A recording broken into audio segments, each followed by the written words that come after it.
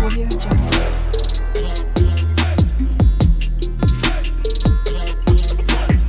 Audio Jungle.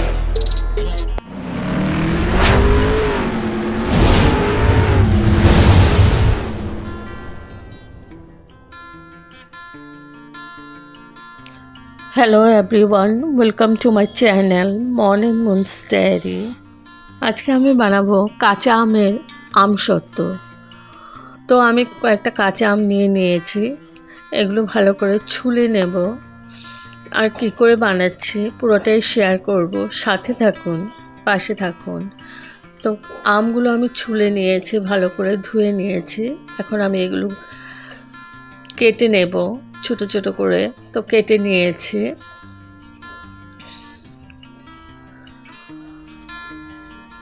ভালো করে ধুয়ে নিচ্ছি আমটাকে। কেটে ভালো করে ধুয়ে নিতে হবে, তাহলে আমের যে কষটা থাকবে ওটা বেরিয়ে যাবে।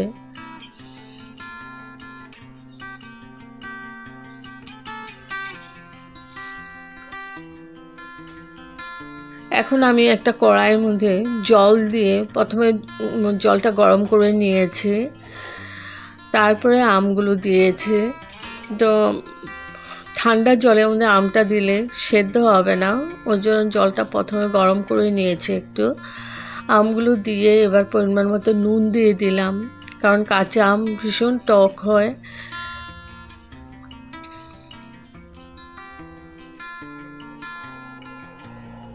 তো ঢেকে রেখেছিলাম 5 মিনিটের মতো।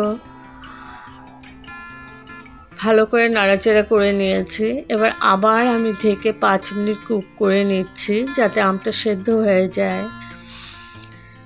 এবার আমার আমটা মোটামুটি সেদ্ধ হয়ে গেছে। এখন এই চামচটার সাহায্যে আমি আমগুলো একটু থেতো থেতো করে দিচ্ছি। তোমাদের কাছে ডালের ঘুটনি থাকলে ওটা দিয়ে ঘুটিয়ে নিতে পারো, তো আমার কাছে নেই। আমি এটা দিয়েই আমি একটু করে দিচ্ছি, ম্যাশ করে দিচ্ছি আমটাকে ভালো করে।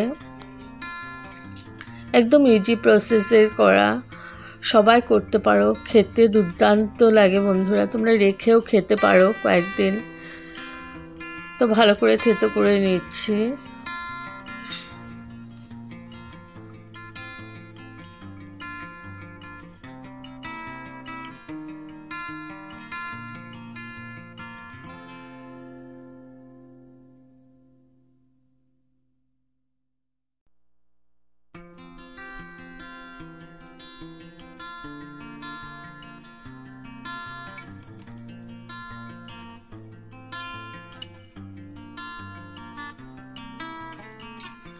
এবার আমি দিয়ে দিলাম চিনি।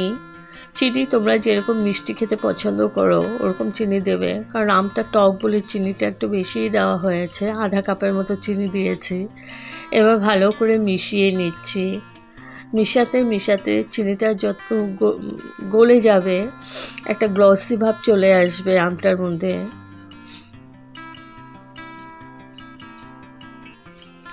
মিডিয়াম টু লো ফ্লেমে আছে।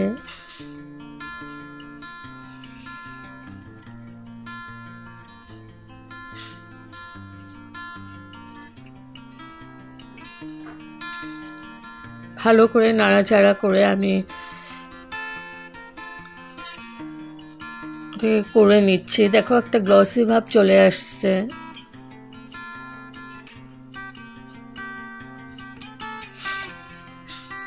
এটা তোমরা চিনির বদলে গুড় দিয়েও করতে পারো, গুড় দিয়েও ভালো লাগে খেতে।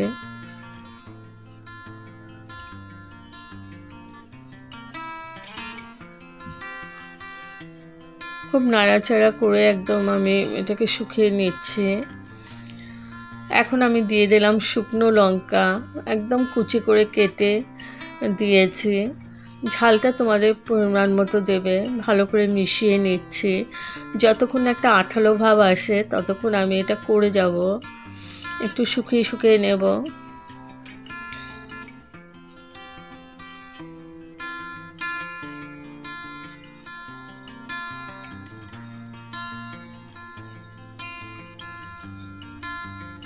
মিডিয়াম টু লো ফ্লেমে 15 থেকে 20 মিনিট আমি এটাকে নাড়াচাড়া করে কুক করে নিয়েছি।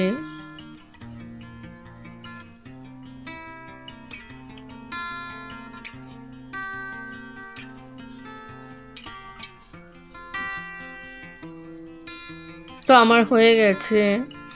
এখন আমি একটা থালা নিয়ে নিয়েছি স্টিলের, ওটার মধ্যে তেল মাখিয়ে নিয়েছি। এখন এই আমের সেটা আমি ওটার মধ্যে ঢেলে দিলাম। ঢেলে ভালো করে আমি এটাকে স্প্রেড করে দিচ্ছি। দিয়ে আমি ফ্যানের হাওয়াতেই রেখে দেব।